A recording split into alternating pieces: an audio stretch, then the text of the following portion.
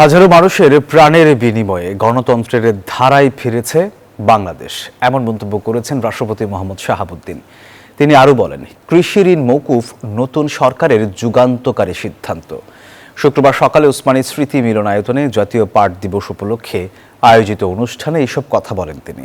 পাট খাতে বিশেষ অবদান রাখার জন্য এই বছর 11টি ক্যাটাগরিতে 11 ব্যক্তি ও প্রতিষ্ঠানকে পুরস্কার দেওয়া হয়েছে। গণতান্ত্রিক সরকারের প্রথম ও প্রধান অগ্রাধিকার।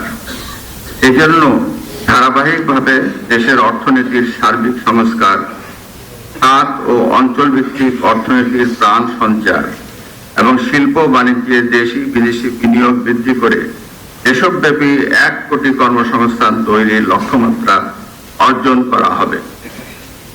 বর্তমান সরকার ইতিমধ্যে রুগ্ন, বন্ধক, পাটকল সহ বিভিন্ন শিল্প প্রতিষ্ঠান খুলে দিয়ে নতুন কর্মসংস্থান উদ্যোগ গ্রহণ করেছে। বিকাশ পেমেন্টে 10,000 টাকার বেশি অফার। শপিং চলছে তো।